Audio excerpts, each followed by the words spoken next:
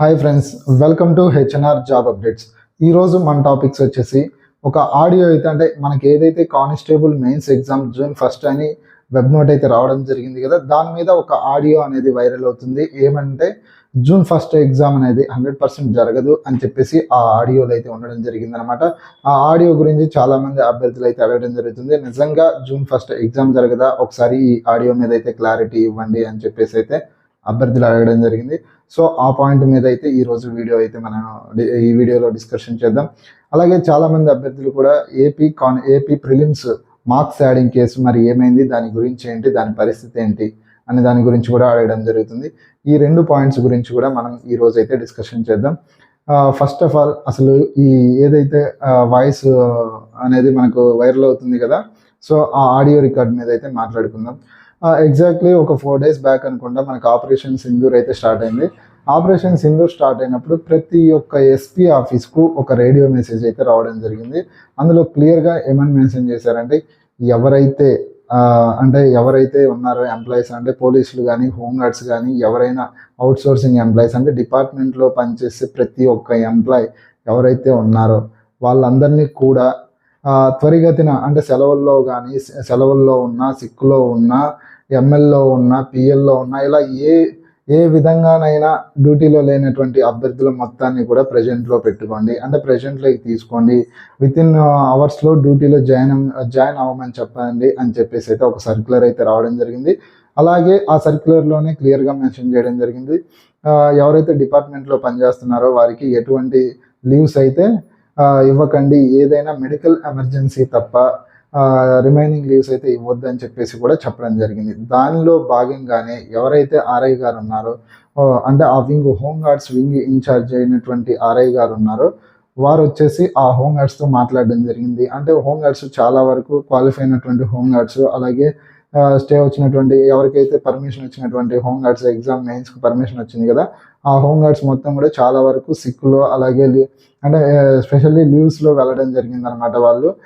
So వెళ్ళినటువంటి హోంగార్డ్స్ వెళ్ళడం వల్ల ఇక్కడ స్ట్రెంత్ కొరత ఏర్పడుతుంది కాబట్టి ఆ ఆర్ఐ గారు సర్టెన్ డిపార్ట్మెంట్ హెడ్ కాబట్టి వాళ్ళ యొక్క హోంగార్డ్స్తో మాట్లాడడం జరిగింది. ఇలా ఇన్ కేసు యుద్ధం అనేది జరిగితే కానిస్టేబుల్ మెయిన్స్ ఎగ్జామ్ జరిగే ఛాన్స్ లేదు కాబట్టి, సో ఆ వేలో చెప్పడం జరిగిందే తప్ప 100% కానిస్టేబుల్ జరగదు అనేది మాత్రం చెప్పలేదు. అంటే ఇన్ కేసు మనకు యుద్ధ వాతావరణం ఒక 4-5 days బ్యాక్ చూసుకున్నట్టయితే మనకు పాక్ ఎలా ఉంది, ఒక యుద్ధ వాతావరణం అనేది కనిపించింది. సో ఆ టైంలో నువ్వే కాదు ఎవరైనా మన చాలామంది అభ్యర్థులు కూడా మనల్ని కామెంట్ సెక్షన్లో అడగడం జరిగింది. సో యుద్ధం స్టార్ట్ అయింది, మనకి ఎగ్జామ్ ఆగిపోతుందా అని చెప్పేసి కూడా మనం అడగడం జరిగింది.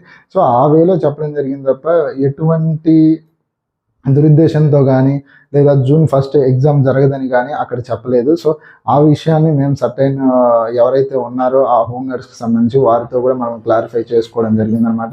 సో వారితో క్లారిఫై చేసుకున్న తర్వాతనే మనము ఇక్కడైతే మీకు ఇన్ఫర్మేషన్ ఇవ్వడం జరుగుతుంది. సో ఇది దీనికి సంబంధించి ఆడియో ఏదైతే ఉందో దానికి సంబంధించినటువంటి కంప్లీట్ ఇన్ఫర్మేషన్.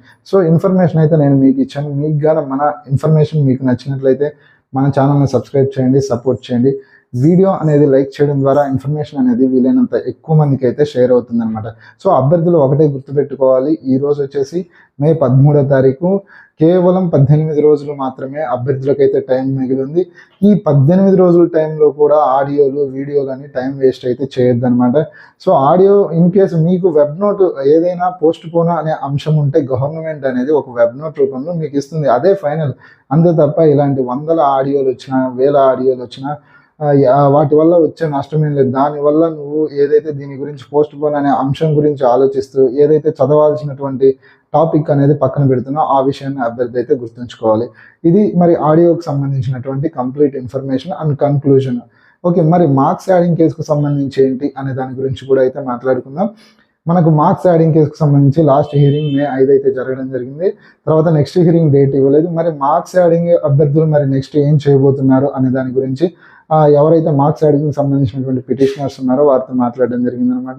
సో వారైతే కుదిరితే మనకు ఇన్ కేస్ ప్రెజెంట్ అయితే హాలిడేస్ ఉన్నాయి, May 12 నుంచి June 13 వరకు హైకోర్టు హాలిడేస్ అయితే ఉండడం జరిగింది. మరి ఈ హైకోర్టు హాలిడేస్లో మరి వారు ఏం చేస్తారు, వారి పరిస్థితి ఏంటి, ఈ హైకోర్టు హాలిడేస్లో కూడా వాళ్ళ కేసును బెంచ్ మీద తెచ్చుకునే అవకాశం ఉందా లేదా అనే దాని గురించి కూడా మనం ఇక్కడ డిస్కషన్ చేద్దాం. ఈ హైకోర్టు హాలిడేస్లో వెకేషనల్ కోర్ట్స్ అని జరగడం జరుగుతుంది. సో సర్టైన్ డేట్స్లో మాత్రమే ఈ వెకేషనల్ కోర్ట్స్ అనేవి ఉంటాయి. ఒకసారి ఆ డేట్స్ ఏంటి అనే దాని గురించి అయితే చూద్దాం. First of all May 15, 22, 29, June 5, June 12 ఈ డేట్స్లో వెకేషన్ కోర్ట్స్ అయితే జరగడం జరుగుతుంది. ఒకసారి గుర్తుపెట్టుకోవాలి. మే 15వ తారీఖు, 22వ తారీఖు, అలాగే 29వ తారీఖు ఈ డేట్స్, అలాగే జూన్ 5వ తారీఖు, అలాగే 12వ తారీఖు వెకేషనల్ కోర్ట్స్ అయితే జరుగుతాయి. మరి ఈ వెకేషనల్ కోర్ట్స్లో ఏదైతే మార్క్స్ యాడింగ్ కేసుకు సంబంధించి మరి దాన్ని ఎలా తీసుకురావాలి బెంచ్ మీదకి అనే దాని గురించి ఒకసారి డిస్కషన్ చేసినట్లయితే ఇక్కడ వచ్చేసి ఈ కోర్టులో ఏవైతే అత్యవసర కేసులు ఉన్నాయో వాటి గురించి మాత్రమే ఇక్కడ డిస్కషన్ చేయడం జరుగుతుంది, అంటే హీరింగ్ రావడం జరుగుతుంది. మరి మన కేసు ఏదైతే ఉందో మార్క్స్ యాడింగ్ కేసుకు సంబంధించి ఆ అభ్యర్థులు జూన్ 1 ఎగ్జామ్ ఉంది అని చెప్పేసి అక్కడ నేచర్ ఆఫ్ అర్జెన్సీలో మెన్షన్ చేసి ఎవరైతే రిజిస్ట్రార్ ఉన్నారో వారి వద్ద అయితే పిటిషన్ ఇచ్చే అవకాశం ఉందన్నమాట. సో అంటే వాళ్ళ నెక్స్ట్ ప్లాన్ వచ్చేసి వాళ్ళు చెప్పడం జరిగింది. దాని గురించి ఇక్కడ అలా ఇచ్చినప్పుడు ఇన్ కేసు అక్కడ ఉన్నటువంటి కోర్టు ఏదైతే ఉన్నారో అంటే అకేషనల్కు సపరేట్గా జడ్జెస్ని నియమించడం జరుగుతుంది. వారు నిజంగా దీన్ని యాక్సెప్ట్ చేస్తే అంటే వీళ్ళకు వాదనలకు పర్మిషన్ ఇస్తే అది హీరింగ్కి వస్తుంది. ఇన్ కేసు ఇవ్వలేదంటే ఇక రాదు. ఆఫ్టర్ దట్ అనమాట. అంటే నెక్స్ట్ మనకు హైకోర్టు మన 5 జరిగింది కదా, జూన్ 16 నుంచి మళ్ళీ మనకు కోర్టు అనేది స్టార్ట్ అవుతుంది. ఆ జూన్ 16 తర్వాత ఏదో ఒక డేట్ అనేది హీరింగ్కి ఇవ్వడం జరుగుతుంది. సో అప్పుడు హీరింగ్ జరుగుతుంది అంతే. అంటే ఏదైతే వాళ్ళు మనకు సమ్మర్ వెకేషన్స్లో డేట్స్ ఉన్నాయో మెయిన్ వాళ్ళకి జూన్ 5, జూన్ 12తో సంబంధం లేదు. మే 15, 22, 29 ఈ 3 డేట్స్తో వాళ్ళకి వెరీ ఇంపార్టెంట్ అనమాట. ఈ డేట్స్లో వాళ్ళు వెళ్ళే అవకాశం అయితే ఉంది. సో ఈ డేట్స్లో వాళ్ళకి కానీ అవకాశం వస్తే హీరింగ్ జరుగుతుంది, లేదంటే నెక్స్ట్ డే. అలాగే మనకు మార్క్స్ యాడింగ్ కేసుకు సంబంధించి అభ్యర్థులు ఇంకో మాట కూడా చెప్పడం జరిగింది. సో ఇక్కడ అవ్వకపోతే మనకైతే సుప్రీంకోర్టు అనేది మే 25 వరకు ఉంది అనుకుంటా, I think. So May 25 supreme court ఉంది కాబట్టి అక్కడ కూడా మేము పిటిషన్ వేయాలనుకుంటున్నాము దీనికి సంబంధించి అని చెప్పేసి మనకైతే వాళ్ళు చెప్పడం జరిగింది. అది ఓవరాల్గా చెప్పడం అయితే జరిగింది. ఇన్కేస్ వాళ్ళు సుప్రీంకోర్టుకు వెళ్తారా లేదా అనే విషయం అయితే అది వాళ్ళ యొక్క పర్సనల్ అనమాట. సో మార్క్స్ యాడింగ్ కేసుకు సంబంధించి ఒక ఏదైతే ఉందో ఒక ఇన్ఫర్మేషన్ అయితే మీకు ఇవ్వడం జరిగింది. సో మార్క్స్ యాడింగ్ కేసుకు సంబంధించి అలాగే ఏదైతే ఆడియో రికార్డ్ వైరల్ అవుతుందో దాని గురించి కూడా మనం కంప్లీట్గా అయితే డిస్కషన్ చేసుకోవడం అయితే జరిగింది. సో అభ్యర్థులు నేను ఒకటే చెప్తున్నాను ఏంటి అంటే ఈ మార్క్స్ ఆల్రెడీ నువ్వు ప్రిపరేషన్లో ఉన్నట్లయితే, నువ్వు మెయిన్స్ ఎగ్జామ్ రాస్తున్న అభ్యర్థి అయితే ఈ మార్క్స్ యాడింగ్ కేసుకు సంబంధించి కానీ అలాగే ఏదైతే వైరల్ అవుతుందో ఆడియో గురించి కానీ నీకైతే అనవసరమని నేను అనుకుంటున్నాను. ఎందుకు అంటే ఈ మార్క్స్ యాడింగ్ కేసు కానీ అలాగే ఈ ఆడియో రికార్డ్స్ ఇవన్నీ నీకు మెయిన్స్ ఎగ్జామ్లో వచ్చేటువంటి టాపిక్స్ అయితే కాదు. ఏవైతే నువ్వు చదువుతున్నావో ఆ టాపిక్స్ మాత్రమే మెయిన్స్ ఎగ్జామ్లో వస్తాయి. సో వాటి మీద నువ్వు ఫోకస్ చేయి. మినిమం 130 టార్గెట్ 130 అని మైండ్లో ఫిక్స్ అవ్వ. అంటే పేపర్ ఎలా వచ్చినా కానీ 130+ స్కోర్ చేసేలాగా ప్రిపేర్ అవ్వు.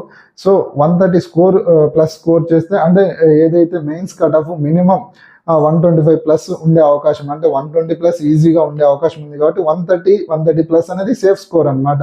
సో ఇన్ని రోజులు వెయిట్ చేసావు, 3 సంవత్సరాల నిరీక్షణకు కేవలం 18 రోజులే ఉంది. ఆ నిరీక్షణకు తెరపడే అవకాశం అతి త్వరలోనే ఉంది. బట్ ఈ టైంలో కూడా నువ్వు టైం వేస్ట్ చేస్తున్నావు అంటే ఇంకా ఆ తర్వాత నువ్వు టైం వేస్ట్ చేయాలనుకున్నా నీకైతే టైం ఉంటుంది. అభ్యర్థులు ఈ విషయాన్ని అయితే గుర్తుపెట్టుకోండి. ఎవరైతే కానిస్టేబుల్ మెయిన్స్ రాస్తున్నటువంటి అభ్యర్థులు ఉన్నారో వాళ్ళ మైండ్లో ఒకటే మెలగాలి, అదే జూన్ 1 కానిస్టేబుల్ మెయిన్స్ ఎగ్జామ్ అనే విషయాన్ని మరొకసారి మనం అయితే చెప్పుకుంటున్నాము. కానిస్టేబుల్ మెయిన్స్ ఎగ్జామ్ జూన్ 1 జరగబోతుంది. అభ్యర్థులు దానికి సిద్ధంగా ఉండండి. మన యూట్యూబ్ ఛానల్ తరపు నుంచి కానిస్టేబుల్ మెయిన్స్ రాసే అభ్యర్థులకు ఆల్ ది బెస్ట్.